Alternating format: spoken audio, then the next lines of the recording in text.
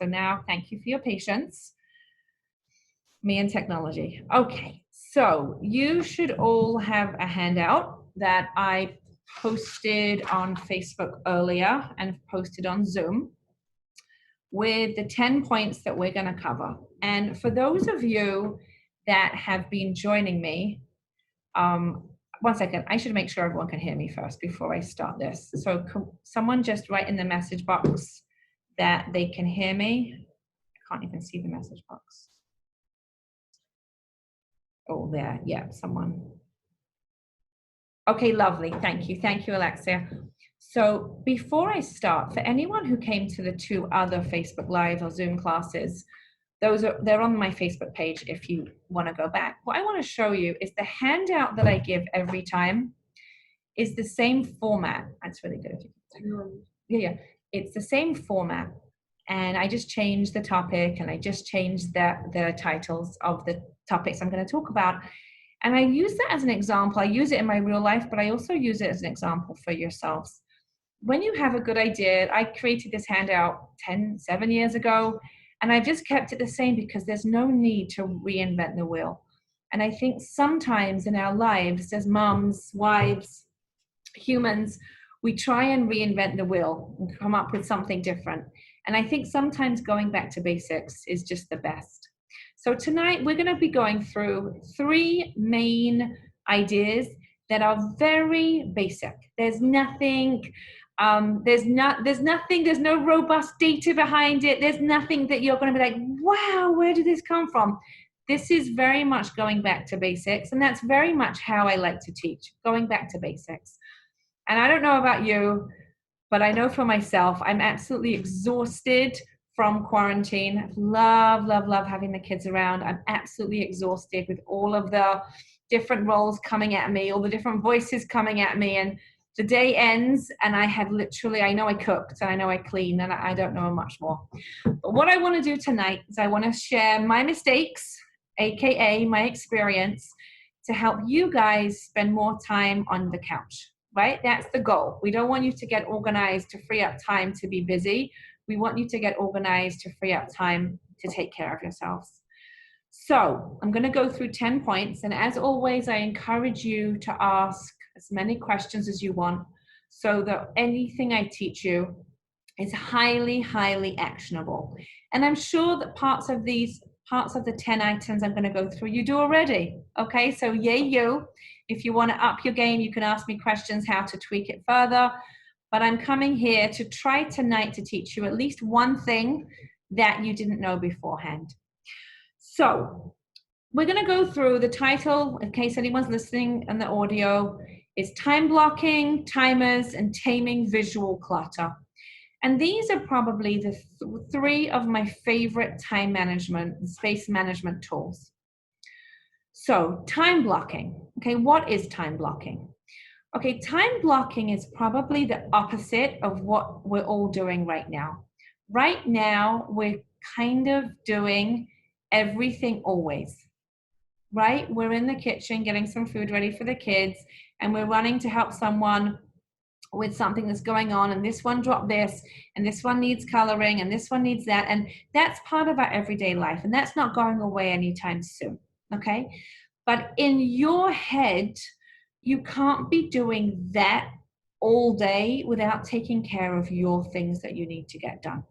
So this is what I do. In a moment, we're going to speak about leveraging your morning time, but this is what I do.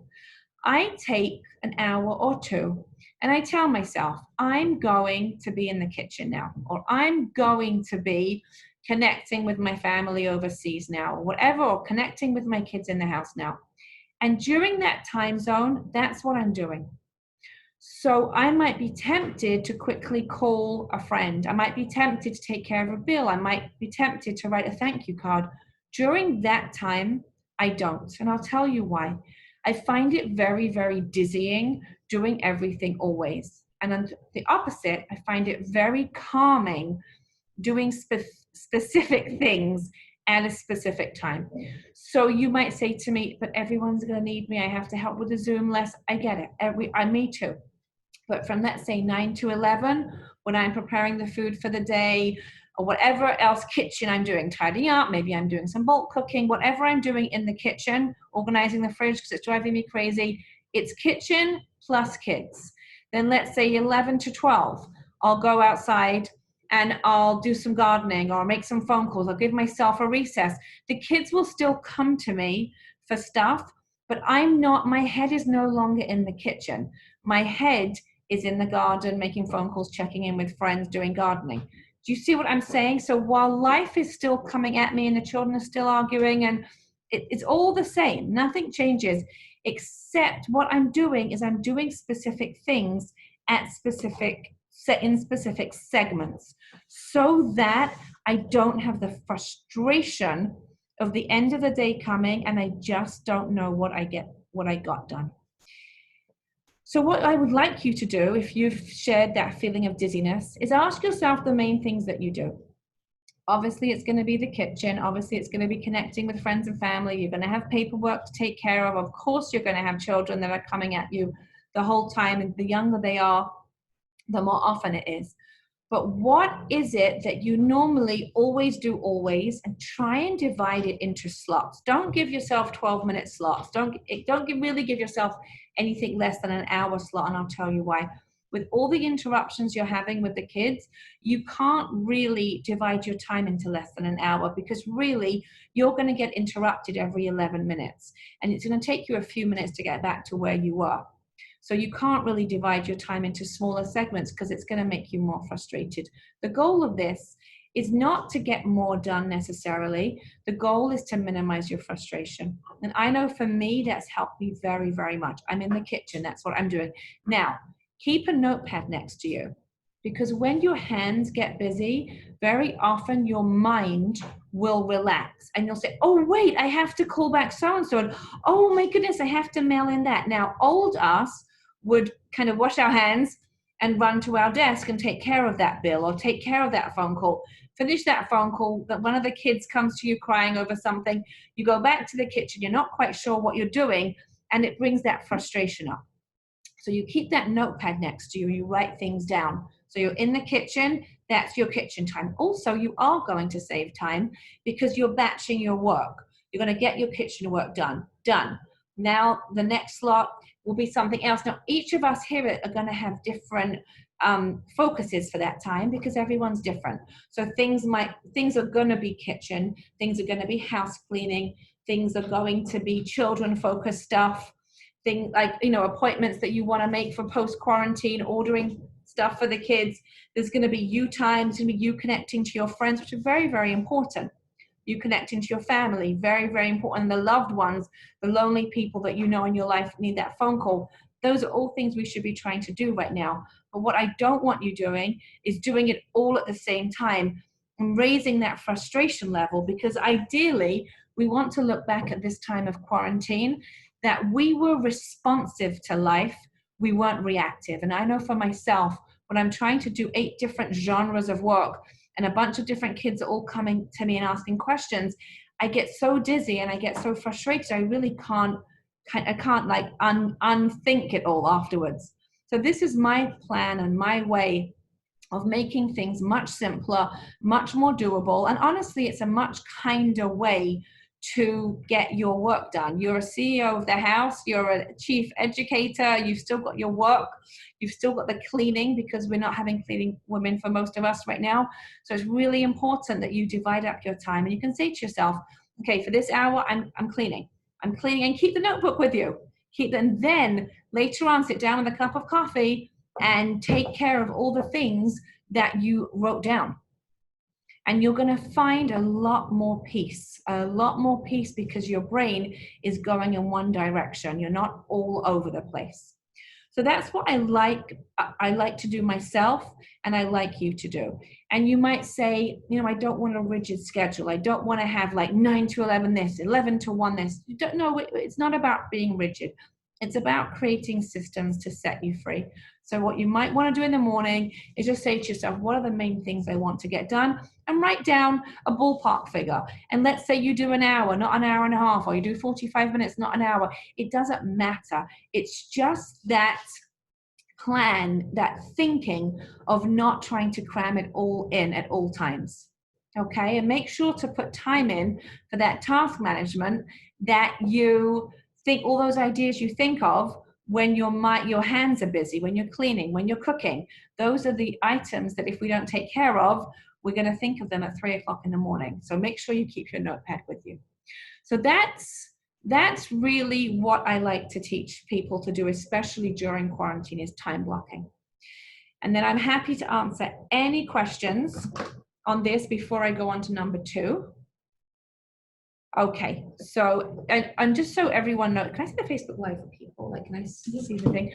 Also, just so people know, you're more than welcome to ask questions, not on the number that I'm talking about. Like, I don't mind, because sometimes it takes time to process. That's perfect. Thank you.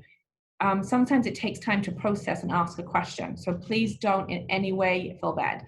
Okay. Okay. Yeah, don't worry. We're just sharing the Zoom number, but now the people on Facebook Live can be on Facebook Live also. Hi, Sylvia. Hi, Sarifka. Hi, Hyla. Hi, Tiferes. This is lovely. Okay, now we're going to go on to number 2. Number 2 is the power of unifocusing, and that's really an extension of time blocking. What is unifocusing? Okay, so unifocusing is really and truly taking your focus and deep diving into your segment, whatever that segment is. And what we tend to do at home, when we're home with the kids, we let the kids, what's going on, come to us, and then we respond. But really, what I'd like us to do is have that same concept in your mind.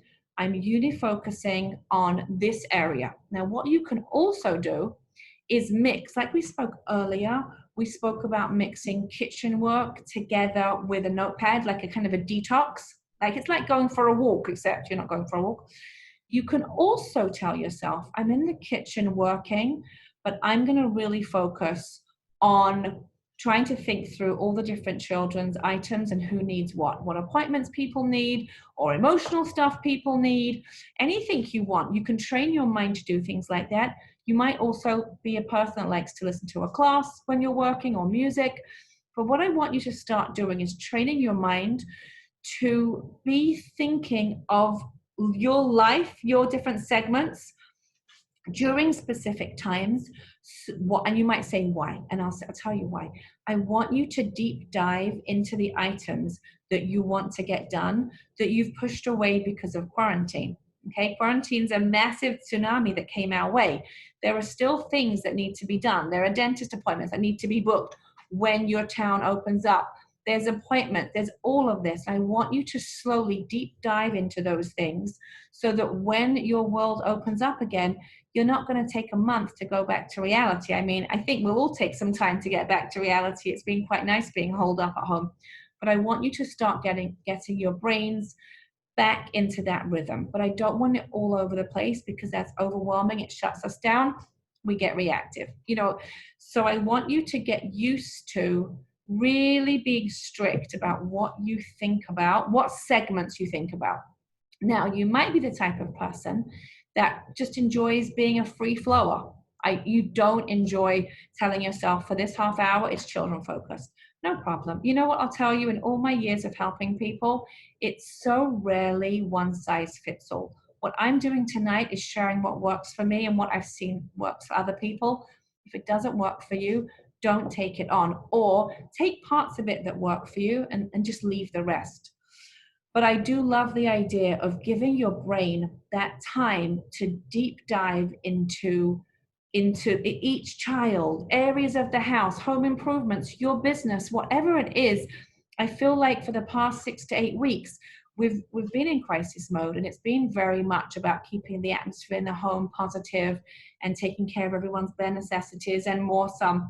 But now it's time to take care of mommy and take care of our minds and get us into that zone.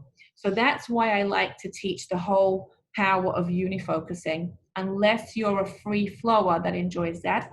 Or you might want to tell yourself, The first hour of the day, when my mind's really fresh and clear, that's when I'll flesh out all the random ideas. The second hour of the day, I'm going to focus on the kids. And after that, I'm leaving it, and whatever comes to mind comes to mind. It's your call. You might enjoy the exercise and the discipline of focusing on a certain topic. You might despise it, or you might despise it, but it's really helpful. You're going to have to assess if it works for you or not.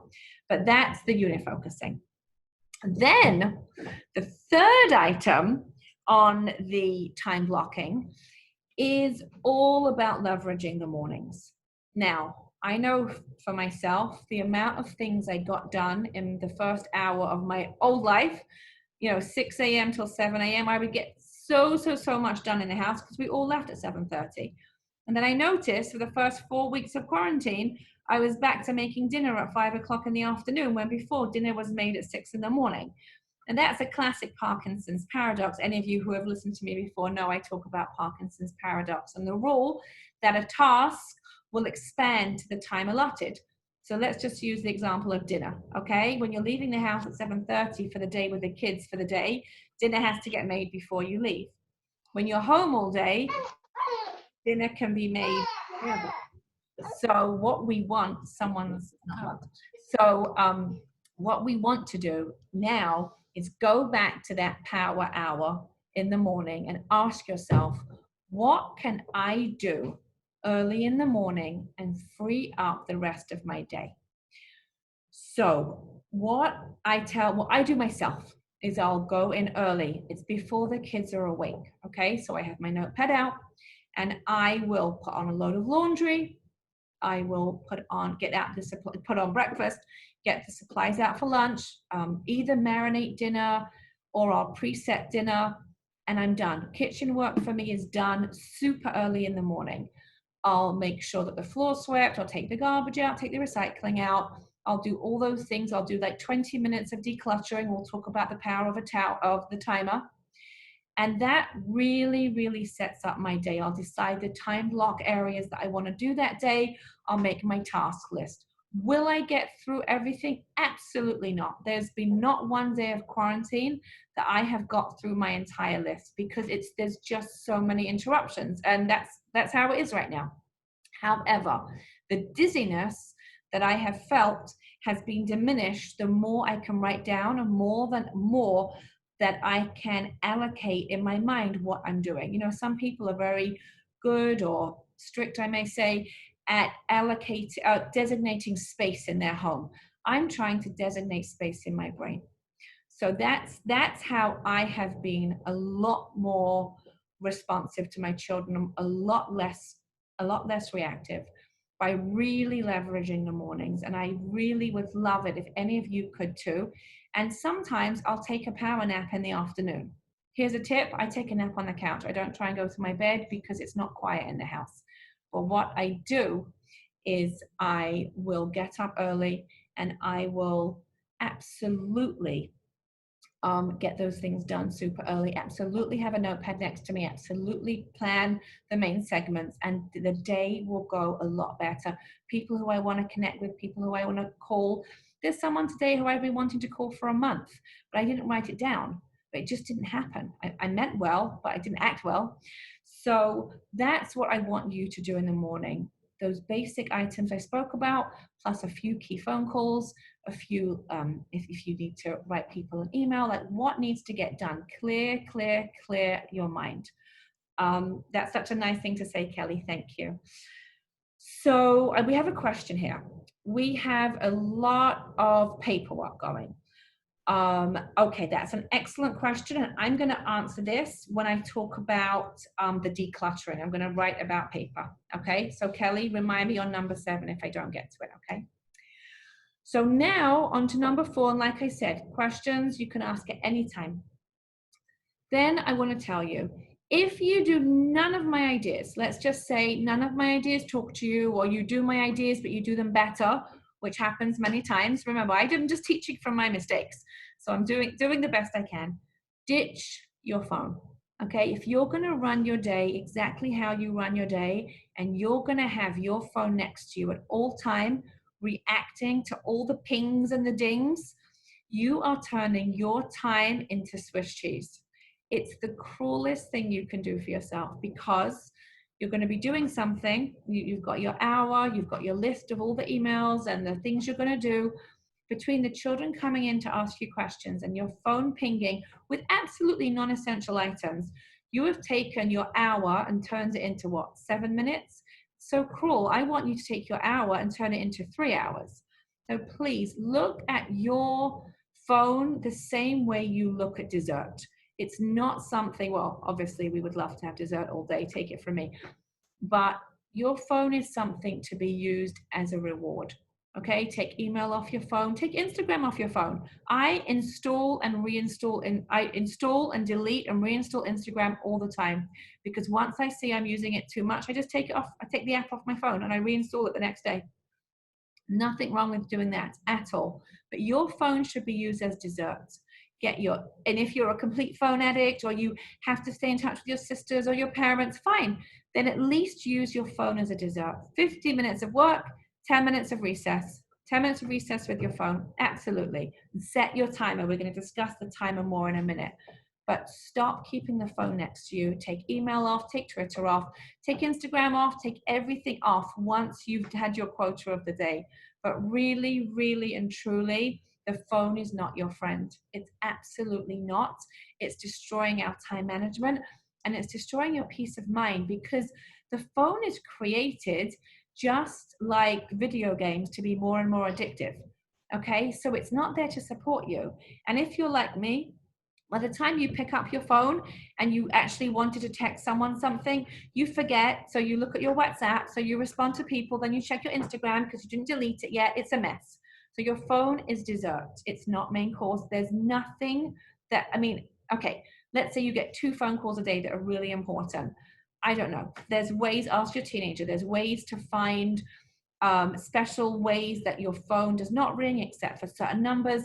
They're coming out with all of these clever ideas. Okay, ask your local teenager. But your phone is not your friend. Your phone is dessert. By all means, I will often do this. I'll go in the garden or on the couch with my phone. I'll set my timer for 45 minutes and I will kill 45 minutes. But I'm well aware that I'm killing it, and I know it's dessert because everything's taken care of. Well, not everything. I told you not everything. So that's 80%. And it's my time. My timer will be sent. And I know I'm frying my brain. I'm well aware of it, but it's okay. I've made a plan for it. Just like people have cash that they put into their budget just to kill. It's just whatever money. So this is your whatever time. But don't confuse dessert with main course, even though life would be a bit better, you know. Okay. So now we're going to go on to number 5. The timer is your friend. Now you have time for a new friend, because your phone is not your friend anymore. So now everyone needs a new friend. So your timer is your friend. And I don't know if Sylvia is still on. Sylvia is my sister-in-law.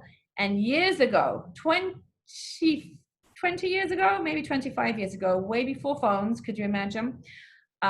Sylvia was in Philadelphia and I was in Florida, and I wanted to tidy my little apartment, and I wanted to do 15 minutes in each room. But I couldn't think, I guess my oven didn't have a timer.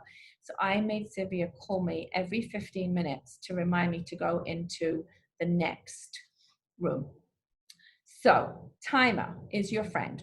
The timer is your friend for as follows. When you look at your desk or your guest room or the floor or anything, you absolutely need a timer, because either the job is going to be too big for you and you're not going to start it because you're going to say, oh, if I can't do 3 hours here, what's the point?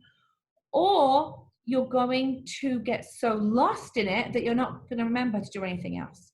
So a timer really, really helps, because you can go in there, get 20 minutes done and leave.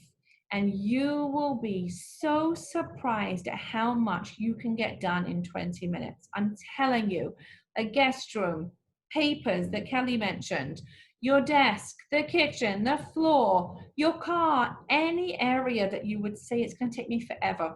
20 minutes with your phone away. Remember, 20 minutes with your phone away is an hour. You put on some music that you love and 20 minutes is life-changing, especially if you do it again and again. It's going to be wonderful. So your timer is your friend. You can set your timer on your phone, keep it outside the door, and you will hear it ringing. If you're in the kitchen, use your oven timer. If you want, you can call Sylvia. She'll call you every 15 minutes, or maybe not. But get a timer and set yourself free. And the next time you walk by a pile of papers or a guest room or just a cluttered area, we're going to speak about cluttered areas soon, rather than telling yourself, oh, when I have 3 hours, I'm going to do that. You're never going to have 3 hours. 3 hours, if you have 3 hours and you spend it organizing your papers, I'm going to be upset. If you have 3 hours, go to the beach when it opens. So take 20 minutes, 15 minutes, half an hour, whatever works for you. Set your timer and do that. Don't do extra time. You will be so surprised at what you can get done. Try it. Try it, you'll see. We have a question, what do you do if you work from your phone? Well, that's a really hard one. But I would say when you're in your work zone, okay, then your phone's at, you're sitting down, you've got your list of people that you want to reach out to and people that you're responding to.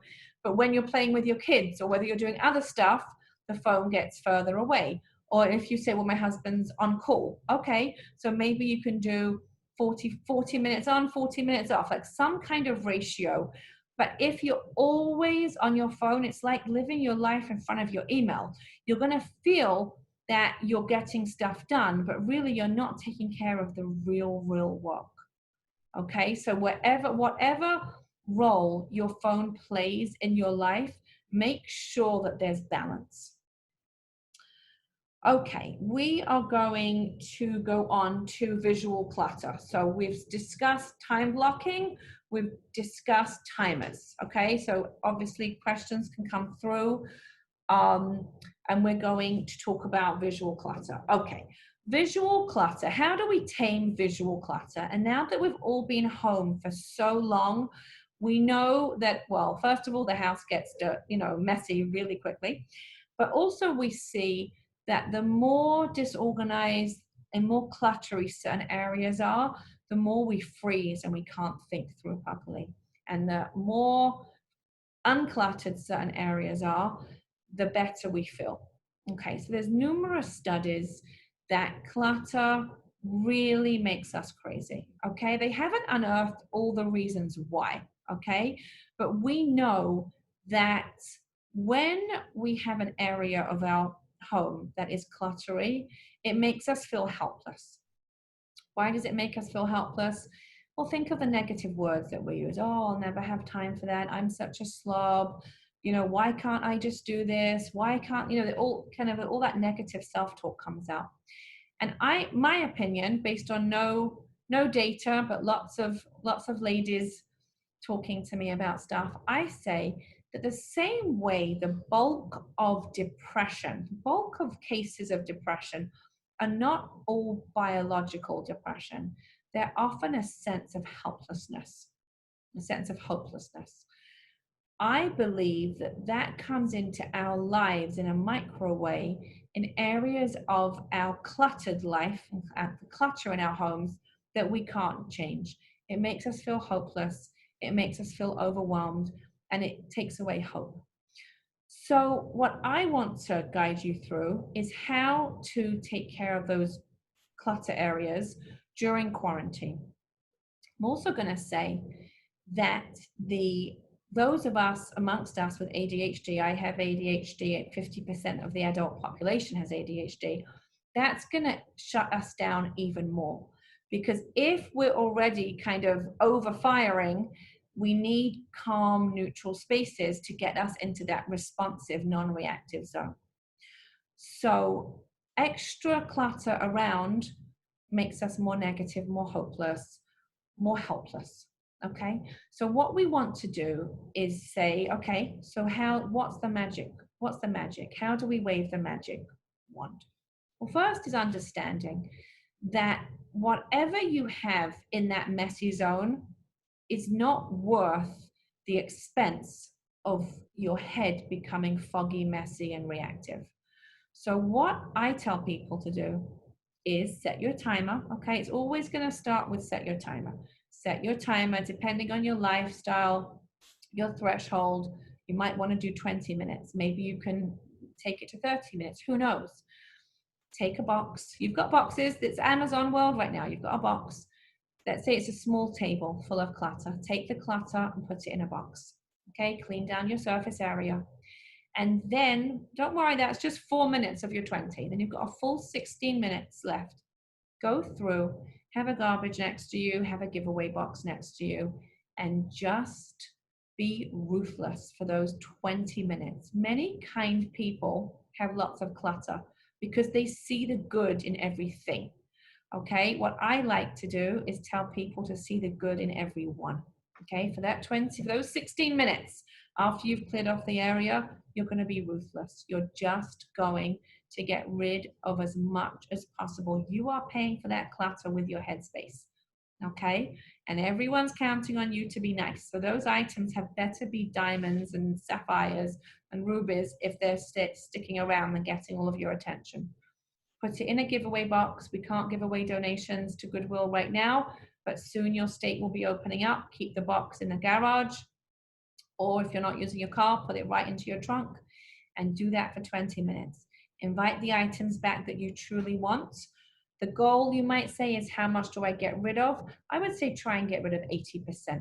Try and be ruthless in that time, because I want you to be able to go around your whole house. And if you're going to get stuck on that area, that one table, we're not going to get all the stuff done. So try and do that when the 20 minutes is over.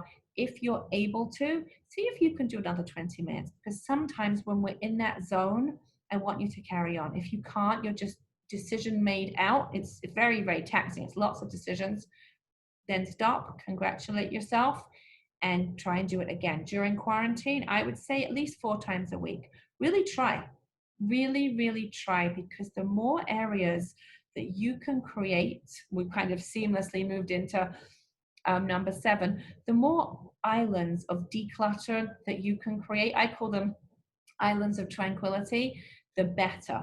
Okay, you really, really want to create those areas, and you're going to notice them. You're going to notice that table that for 3 years was super messy. You're going to see it when it's decluttered. You're going to feel so good.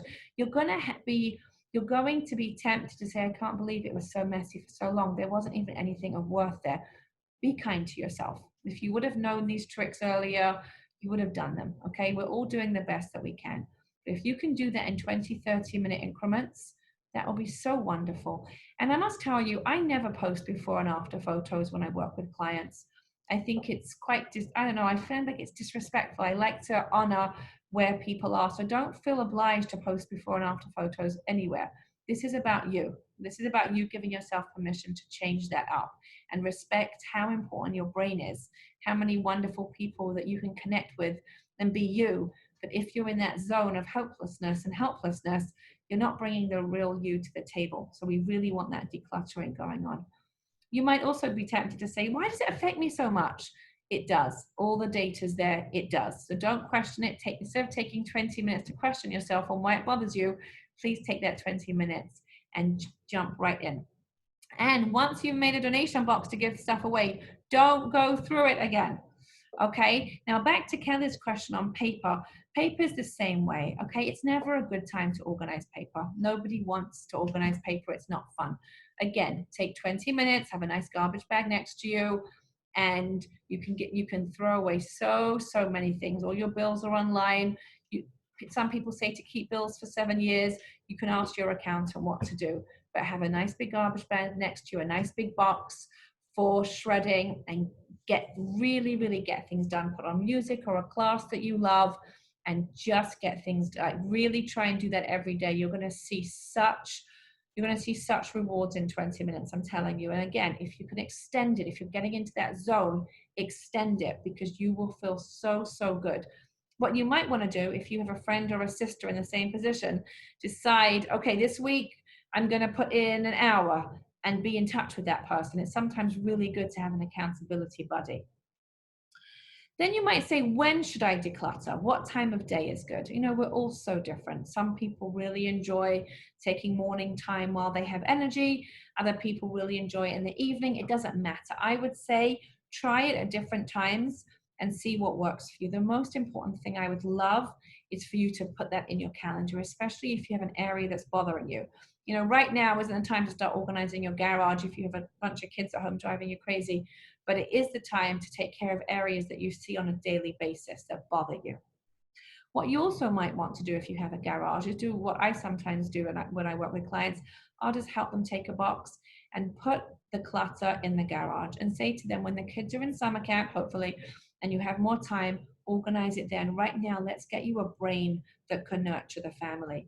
Because really, clutter is just a bunch of delayed decision making. And sometimes, especially during quarantine, it's going to be overwhelming making all those decisions. So, what you might want to consider doing is respecting your head, respecting all those decisions that have to be made, and respecting your own ability to do everything.